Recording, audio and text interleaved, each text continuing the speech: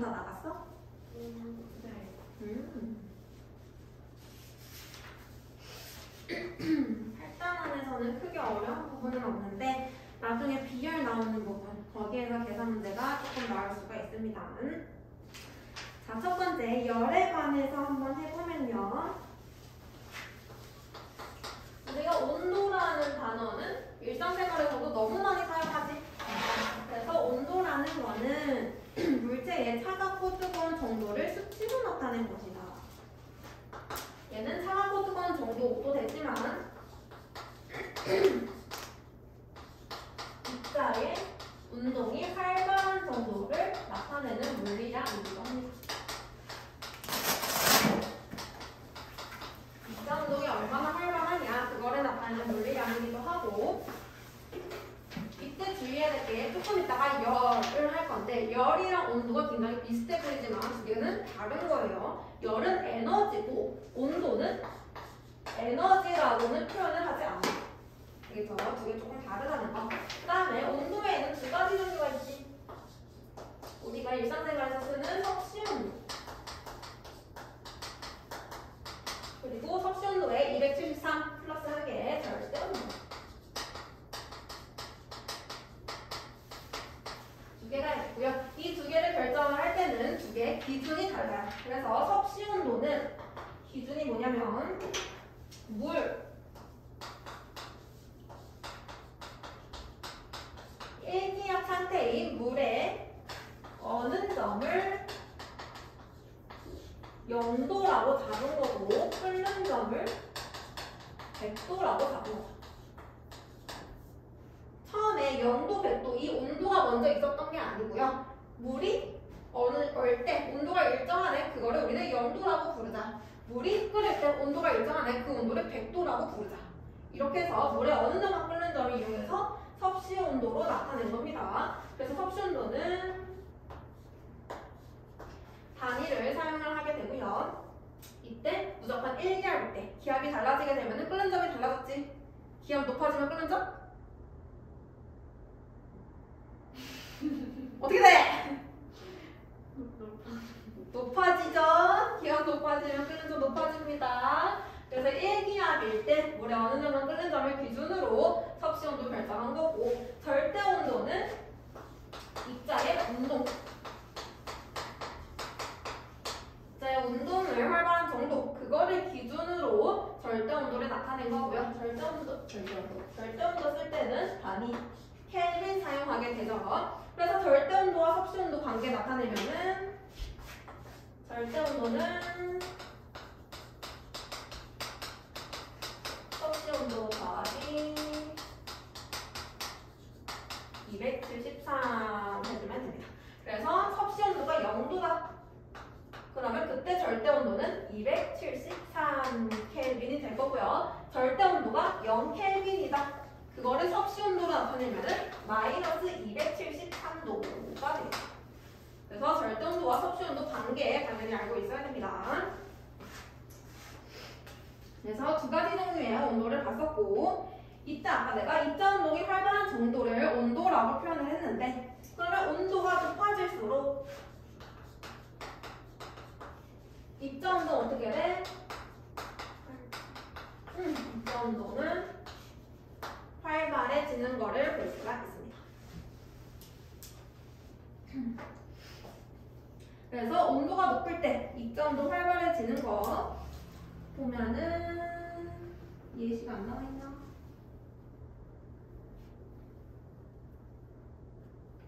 안 나와 있네. 뭐가 있냐면 따뜻한 물에 잉크를 떨어뜨리면 더 빨리 퍼지는 거, 혹은 따뜻한 물에 설탕을 녹이면 더 빨리 녹는 거, 아니면은 더운 날에 음식 냄새가 더 잘 퍼지는 거, 이런 것들은 온도에 따른 입자 운동이 다른 거를 나타낸 예시라고 표현해주면 됩니다. 자, 그 다음에 이제 나오는 게 열.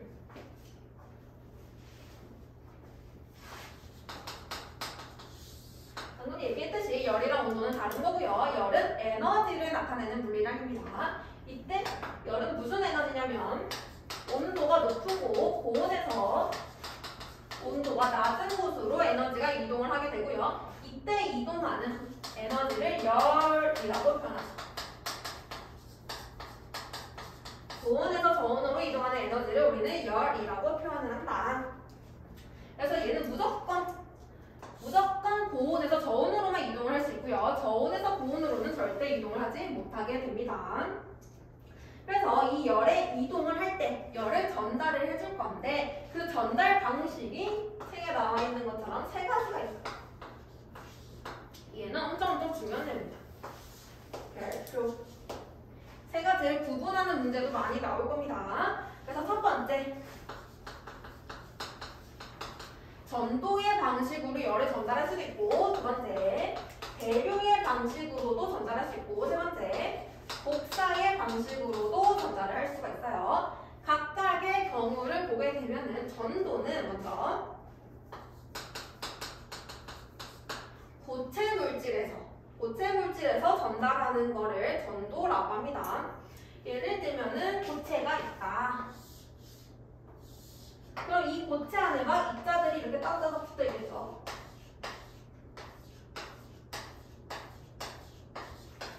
붙어 있을 때 내가 여기에 뜨거운 열을 가했어. 근데 시간이 지나니까 여기도 뜨거워지는 거를 볼 수가 있어요. 열이 전달된 거지. 오른쪽으로, 그지?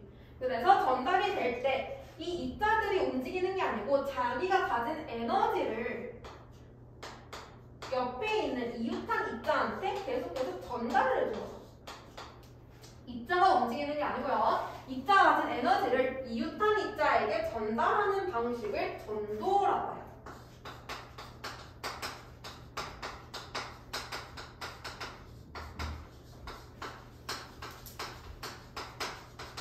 그래서 전도는 입자 자체가 스스로 움직이는 것은 아닙니다. 에너지만 전달을 해주는 거예요. 그래서 얘는 무조건 고체일 때 잘 일어나게 된다 라고 생각해주면 되고, 그 다음에 대류는 얘는 액체나 기체에서 일어나는 거. 얘 같은 경우에는 옆에 있는 입자에게 전달을 하는 게 아니고요. 입자가 직접 이동을 해요.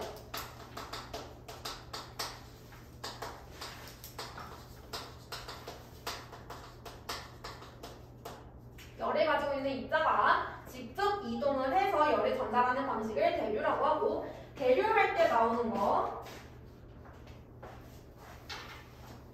보통에는 따뜻한 물, 차가운 물, 물에서의 열 전달이나 혹은 공기, 따뜻한 공기, 차가운 공기, 이 두 가지에서 열 전달이 일어나는 거는 거의 다 대류예요. 우리가 이거 수권에서도 했었어. 대류. 연직 수원 분포할 때 기억나?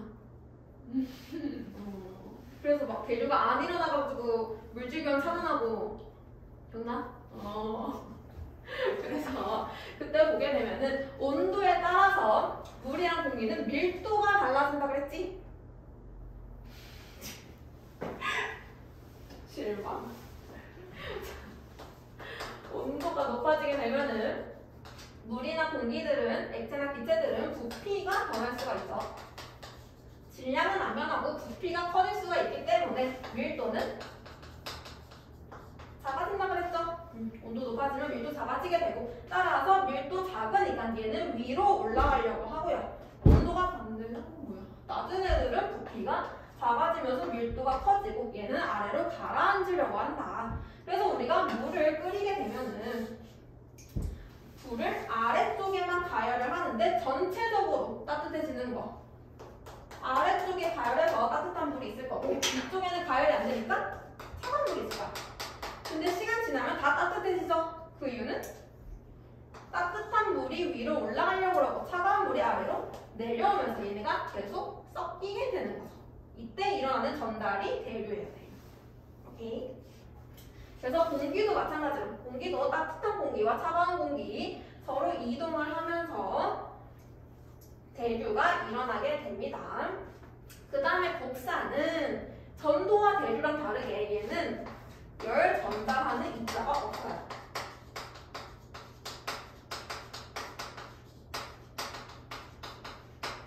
전도와 대류는 둘 다 입자가 존재했었어, 그지? 입자가 전달을 해줘야 되는데 복사는 입자가 없어요.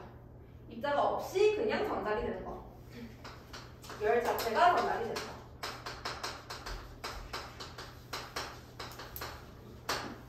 그래서 예시로는 일단 태양 에너지가 지구에 도달할 때, 태양 에너지가 지구에 도달할 때는 우주는 진공 상태잖아. 공기가 없단 말이야. 그래서 입자가 없는데도 그럼에도 불구하고 에너지가 도달이 되죠. 그때 그게 복사. 그래서 태양 에너지를 똑같은 말로 태양 복사 에너지라고도 부르죠.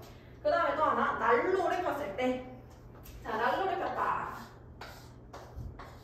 그럼 조금 있으면은 전체적으로 방이 다 따뜻해질 거야. 근데 그 전에 전체적으로 따뜻해지는 건 대류지. 그치? 그 전에 내가 여기 가까이에 있는 거야. 그러면은 따뜻한 게 바로 나한테 직방으로 오지. 이때 전달되는 게 복사의 방법이에요. 알겠죠? 그래서 세 가지의 예시를 같이 기억을 해줘야 되고요.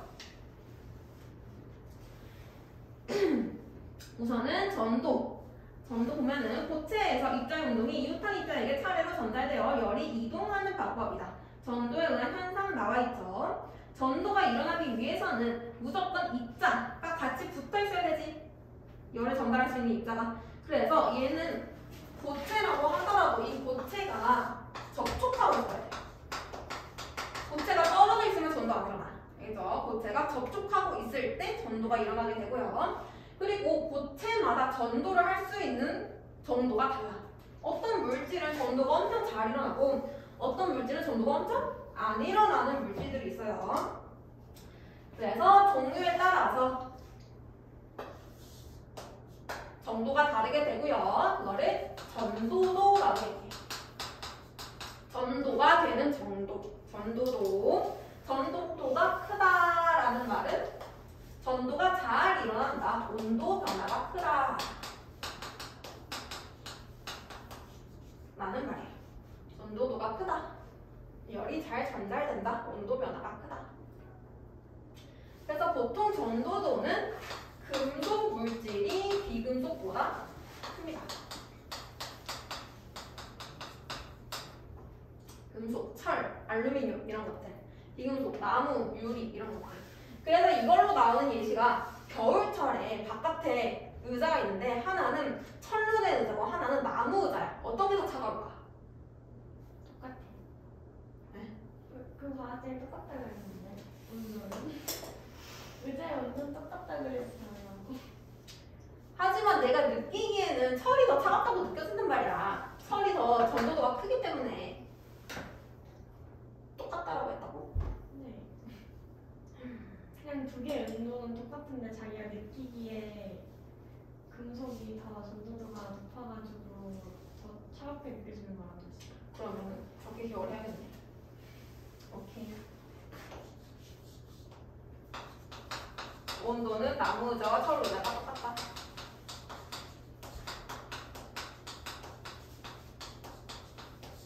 근데 철이 훨씬 더 전도가 잘 일어나기 때문에 내가 느끼기에 더 차갑게 느껴진다. 학교에서 이렇게 쓰면 이렇게 외워야 돼요. 학교생의 답이니까. 그래서 전도도는 물질마다 다르구나. 기억하면 되고요. 그 다음에 대류는 액체와 기체에서 입자가 직접 이동하면서 열이 전달되는 방법이다. 그래서 물이랑 공기 아까 얘기를 했습니다. 복사는 열이 물질의 도움 없이 직접 이동하는 방법이다. 그래서 복사가 일어날 때는 진공 상태에서도 가능하다고 했었죠. 진공 상태, 공기가 없는 상태에서도 복사는 일어날 수 있습니다. 대신에 전도가 되려는 진공 상태일 때는 일어날 수 없겠죠. 입자가 있어야 되니까. 그래서 넘어가게 되면은 136 냉난방 기구의 설치. 대류할 때 항상 나오는 거죠. 냉난방 기구 설치를 하게 되면은 에어컨이랑 혹은 난방 난로, 에어컨이랑 난로 생각해보면은 에어컨은 항상 천장 쪽에 설치를 하고요. 난로는 항상 밑에 설치를 하게 돼요. 이때 에어컨에서 나오는 공기는 차가운 공기지. 차가운 공기는 밀도가 어떻다고? 크다고. 그래서 아래로 가라앉게 되죠. 그래서 위쪽에 설치를 해야 되고 난로는 따뜻한 거 공기가 위로 올라가죠. 그래서 아래쪽에 설치를 해야 됩니다. 반대로 설치하게 되면 에어컨을 아래 설치했어. 그럼 어떻게 될까? 아래만 시원하겠죠. 아래만. 얘가 올라오지를 않아요. 그래서 아래쪽에만 시원하기 때문에 방이 전체적으로 시원해지지 않습니다. 그래서 이렇게 기구를 설치하는 이유는 대류에 의해서 공기들이 이동하는 거, 그거를 이용한 거다 생각하면 되고요. 그 다음에 단열.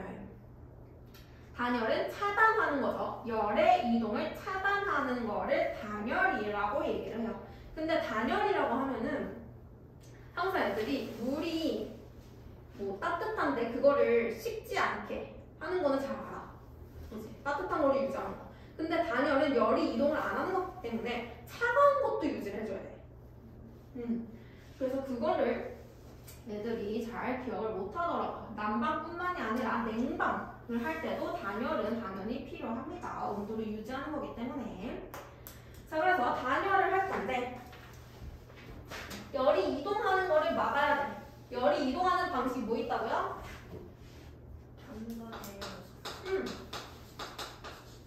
그럼 단열을 잘 하기 위해서는 전도, 대류, 복사를 모두 다 막아야겠죠.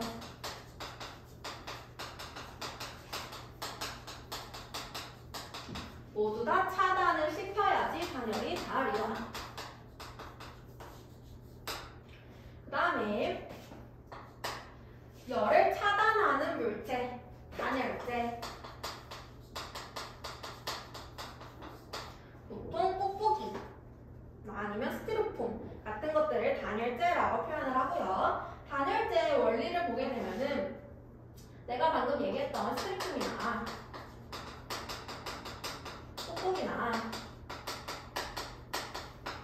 아니면 손, 얘네들은 전부 다 공기가 많이 포함되어 있어요.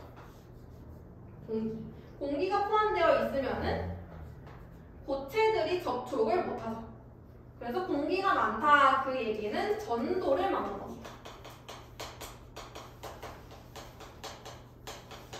전도로 열이 이동하는 것을 막는 방법이에요. 공기가 많은 것들은. 그 다음에 진공 상태로 만들 수도 있어요.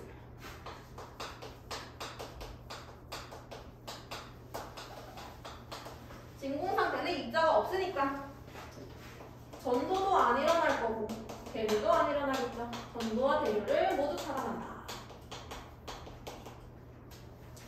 그 다음에 은박지 같은 거.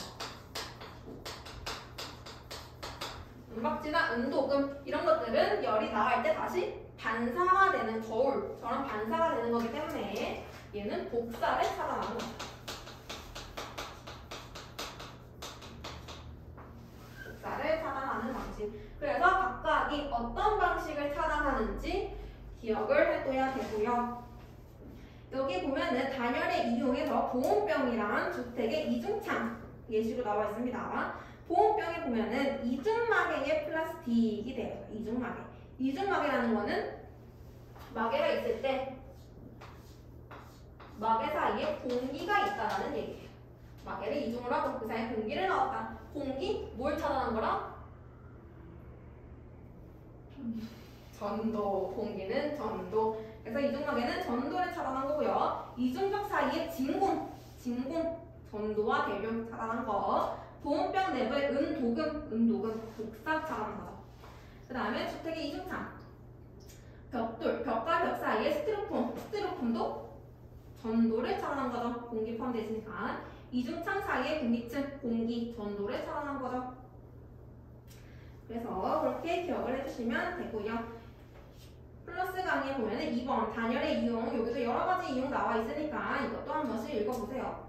연습을 하세요. 뭘 차단한 걸지. 자, 그 다음에 나오는 내용이 열평형. 자, 열 같은 경우에는 고온에서 저온으로 열이 이동한다고 했었고, 그러면 온도가 높은 곳은 점점 온도가 어떻게 돼? 점점 낮아지죠. 저온은? 점점 뜨거워지죠. 그래서 어느 순간 보면은 두 개의 온도가 똑같아질 때가 있습니다. 그때를 열평형이라고 얘기를 하는 거죠.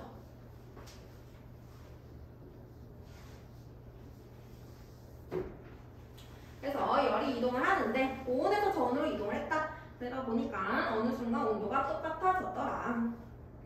그때 상태를 열평형 상태라고 하는 거고,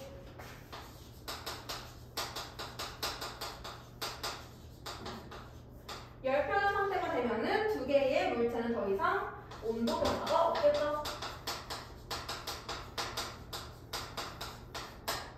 차가워지지도 뜨거워지지도 않을 것이고, 그 다음에 두 물체는 입자 운동이 활발한 정도가 어떨까? 그렇지, 바뀌었어. 입자 운동이 활발한 정도 이꼴 온도잖아, 그죠? 그래서 입자 운동이 활발한 정도는 같아지게 될 겁니다. 그러면 따뜻한 물이랑 차가운 물을 섞었다고 해보자. 따뜻한 물은 점점 온도가 낮아질 거고요. 차가운 물은 점점 온도가 높아질 거예요. 그래서 지금 시간에 따라서 온도 그래프를 한번 나타내볼게. 처음에 따뜻한 물이 있었고요. 차가운 물이 이 온도에 있어. 얘네 두 개 섞으면은 따뜻한 물은 온도가 낮아지다가 어느 순간 일정해질 거고, 차가운 물은 온도가 높아지다가 일정해지는 순간이 오겠죠. 그래서 일정해졌네. 이때부터 열평형이 일어났구나, 이렇게 얘기를 하는 거고, 이때의 온도를 열평형 온도라고 해요. 열평형에 도달했을 때의 온도를 열평형 온도라고 합니다. 자, 그러면은 여기서 열의 이동이 어디에서 어디로 일어났다고? 만약에 따뜻한 물을 A라고 보고 차가운 물을 B라고 해보자. 열의 이동은? A에서 B로 무조건 일어나요. 반대로는 절대 일어날 수 없습니다. 그러면 A 물질 같은 경우에는 온도가 낮아지겠죠. 그럼 입자 온도는 활발해질까 둔해질까? 그렇죠. 그 다음에 B는 반대로 온도가 증가할 거고, 입자 온도는 활발해지겠죠. 이렇게 변하게 될 것이고요. 그럼 이제 열이 이동을 하게 되는데, 만약에 A, B 말고 외부에서 오는 열을 차단하면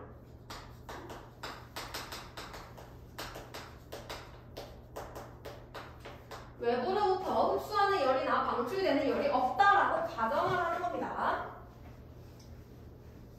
외부와의 열 이동을 차단을 하게 되면은 이때 A가 따뜻한 물이 잃은 열은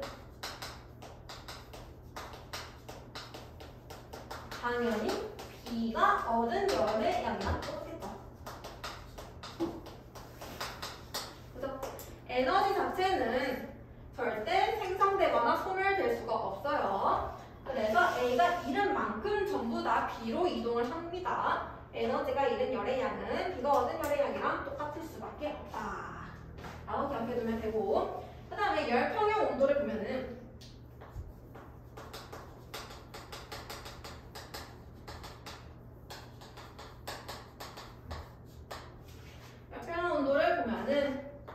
열평형 온도가 높을 수도 있고 낮을 수도 있어. 만약에 A가 100도고 B가 0도다. 그러면은 몇 도에서 열평이 일어나냐라고 하면은 거의 다 50도라고 하죠. 근데 그거는 질량이 같을 때예요. A와 B가 같은 물질이고 질량도 똑같을 때, 그때 정중앙이 될 거고, 열평형 온도는 질량과 물질의 종류에 따라서 달라질 수 있습니다.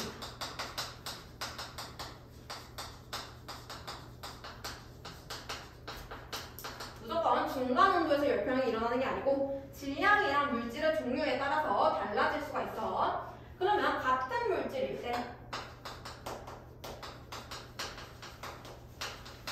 물질의 종류는 같대. 근데 질량이 따뜻한 물이 차가운 물보다 많다면, 같은 물질인데 따뜻한 물은 많고 차가운 물은 조금이야. 열평형 온도는 중간 온도보다 높겠죠.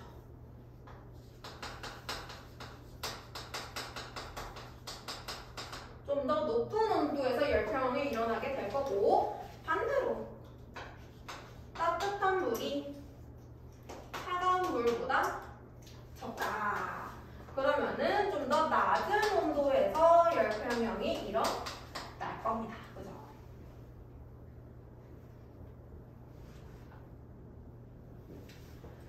그래서 우선은 같은 물질이고 질량에 따라서 변하는 것만 했고요. 나중에 비열하고 나서 물질의 종류에 따라 변하는 것도 해볼게요. 그건 나중에 비열을 알아야 되니까. 그 다음에 온도가 그러면은 높은 곳으로 낮은 곳으로 열이 계속 이동을 했어. 열이 이동을 하는데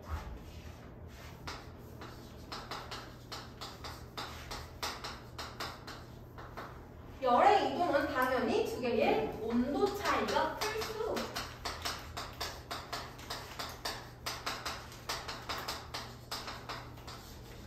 열의 이동은 많이 일어나겠죠. 온도가 많이 차이 나지. 열은 많이 이동을 할 건데, 그러면 열이 이동을 하고 있어. 점점 열평형으로 가고 있어. 그러면 온도 차가 적어지고 있잖아. 그치? 시간이 지날수록 이동하는 열의 양은 어떻게 될까?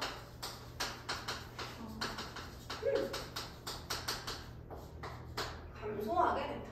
열평이 일어날 때까지 똑같은 열이 계속 이동하는 게 아니고요. 처음에는 많이 이동을 했는데 시간이 지날수록 조금만 이동을 하게 되고, 그러다가 결국에는 온도가 동일해집니다. 그리고 이때 이동하는 열의 양, 이동하는 열의 양을 열량이라고 해요. 열의 양 자체를 열량이라고 표현하고, 이때 단위는 칼로리 혹은 킬로칼로리. 이때 앞에 붙은 킬로는 1000을 의미하는 1000. 따라서 1000칼로리가 1킬로칼로리죠.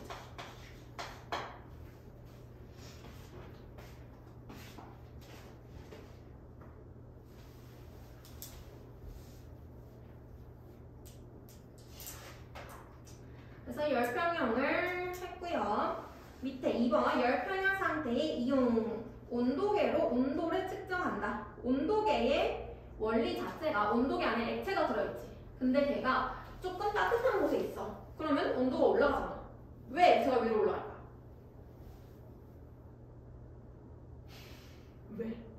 왜 올라가? 온도가 높아지면 부피가 커지기 때문에. 온도가 높아지면은 부피가 커지기 때문에. 그래서 그때 온도계의 안에 액체는 내가 만약에 사람의 체온을 잴 거야. 그러면 온도계를 갖다 대. 그러면은 사람의 온도랑 온도계 안에 액체가 열평형을 이뤄. 그래서 온도가 같아질 그때까지 열평형을 이루게 되고요. 그때 액체가 부피가 커지면서 온도계가 위로 올라간다. 그렇게 이해해주면 됩니다. 한약팩을 뜨거운 물에 넣어 데운다. 한약팩 데울 때 뜨거운 물에 넣으면 뜨거운 물에서 한약팩으로 열이 이동하면서 열평형을 이루게 되겠죠. 냉장고 속에 음식을 넣어 차게 보관한다. 냉장고 속에 음식을 넣으면 음식이 더 따뜻하니까 음식에서 냉장고로 열이 이동하게 될 것이고, 따라서 음식은 더 시원해진다. 생선을 얼음 위에 놓아 신선하게 유지한다. 이것도 생선을 얼음 위에 놓으면은 생선에서 얼음으로 열이 이동하게 되고요. 생선은 좀 더 낮은 온도를 유지하게 되겠죠. 따라서 신선하게 유지할 수가 있다. 한 번씩 읽어봐 주시면 됩니다.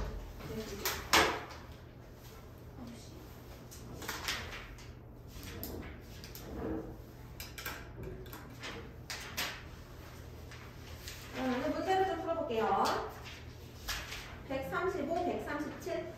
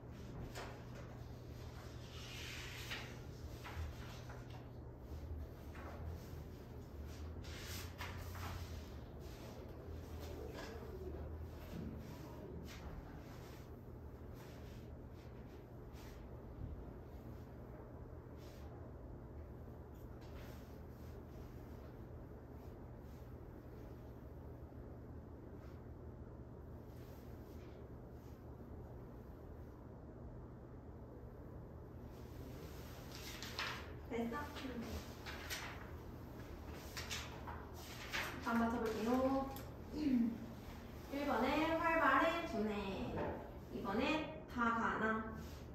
3번에 XO XO. 4번에 따뜻한 물 찬물. 대류 기체 액체. 5번에 대류 전도 복사. 6번에 복사 대류 전도.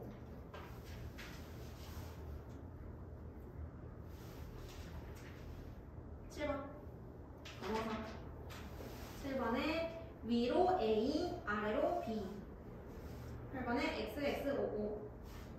9번에 A에서 B 낮아 높아 두뇌 활발해 B가 얻은 열이야. 10번에 1번 가에서 나. 2번 D. 틀린 거? 4번에 마지막 거 하나만 해야지.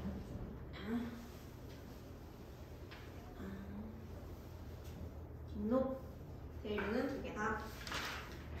그거 알고 없어? 네. 오케이, 넘어갈게요. 자, 138페이지 오면은 실험 하나 나와 있습니다. 가정. 열량계에 뜨거운 물을 넣고 차가운 물에 잠긴 빗거를 열량계에 넣는다. 열량계의 뚜껑을 닫은 후 뜨거운 물과 차가운 물에 각각 디지털 온도계를 꽂는다. 2분 간격으로 뜨거운 물과 차가운 물의 온도를 측정하여 기록한다. 그래서 해봤더니 뜨거운 물의 온도는 시간이 지날수록 점점 낮아지다가 30도로 유지가 되고요. 차가운 물의 온도는 점점 높아지다가 30도로 유지되는 것을 볼 수가 있습니다. 그래서 이때 열편의 온도는 몇 도? 30도. 그래서 열편이 도달하면은 그 이후부터는 온도는 변하지가 않겠죠. 그 다음에 보게 되면은 뜨거운 물이 처음에 온도가 낮아질 때 2분 경과했을 때는 19.5도 낮아졌지. 근데 또 2분 경과니까 12.5도 낮아졌지. 그리고 또 2분 경과니까 3도 낮아졌지. 점점 낮아지는 온도, 즉 온도 변화가 감소하죠. 왜? 온도 차이가 줄어드는. 그렇죠. 온도 차이가 줄어드니까 이동하는 열의 양이 감소하게 되고 그래서 온도 변화도 점점 감소하게 됩니다. 자, 그래서 정리 1번. 열은 온도가 높은 물체에서 온도가 낮은 물체로 이동해야 되죠. 2번. 온도가 다른 두 물체가 접촉하면 뜨거운 물체는 온도가 낮아지고 차가운 물체는 온도가 높아져서 두 물체는 온도가 같아지는 열평형 상태에 도달한다.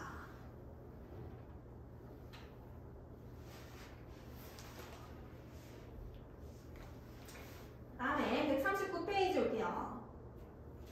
139페이지는 여기서 나오는 되게 자주 나오는 실험들 나와 있습니다. 유형 1번 보면은 고체에서의 열의 이동. 지금 보니까 금속 막대가 있고요. 그 금속 막대에 금속 막대가 이렇게 있고 여기에 촛농을 이용해서 나무 막대를 붙여놓은 거야.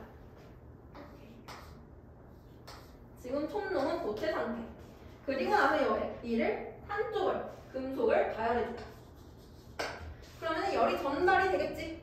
근데 이때 열의 전달은 금속을 통해서 전달되는 거지. 고체죠. 그렇기 때문에 전도에 의해서 전달이 되는 거고. 그러면 열이 전달되니까 가장 먼저 불이랑 가까운 곳의 촛농이 녹을 거죠. 그래서 얘가 녹아서 떨어지게 될 거야. 또 전달되면은 두 번째 얘 녹아서 떨어지게 되고 점점 진행될수록 녹아서 떨어지는 모습을 볼 수가 있습니다. 그래서 얘는 전도에 의한 실험이고요. 2번 보면은 차가운 물이 담긴 플라스크를 투명 필름으로 막고 뜨거운 물에 담긴 플라스크 위에 거꾸로 놓았다. 그리고 나서 필름을 제거하면은 뜨거운 물은 위로 올라가고 차가운 물은 아래로 내려오면서 섞인다. 얘는 지금 물의 이동을 보고 있는 거니까 당연히 대류에 의해서 열이 이동하는 거 나타내는 거겠죠. 그 다음에 3번 효율적인 단열 방법 찾기. 물병에 4도씨의 물 1리터씩 넣고 그림과 같이 여러 단열재로 감싼 후 시간에 따른 물의 온도를 측정하였더니 알루미늄 포일로 감싼 물병의 온도 변화가 가장 작았다. 저는 알루미늄 포일이 가장 효율적인 단열 방법이구나 이라는 걸 알 수가 있다는 거죠. 알루미늄 포일은 뭘 차단하는 거지? 알루미늄 포일 은박지랑 비슷한 거죠. 복사를 차단하게 되죠. 그래서 단열이 잘 된다. 그 실험 결과가 있습니다. 되게 어렵지는 않고요. 138, 139, 143까지 숙제.